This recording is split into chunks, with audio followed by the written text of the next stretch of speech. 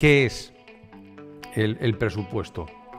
Es un acto administrativo plurimo de carácter general. ¿Qué es? ¿Es un reglamento? Os dejo dos sentencias, uno del TSJ del País Vasco y otra del Tribunal Supremo de 2022.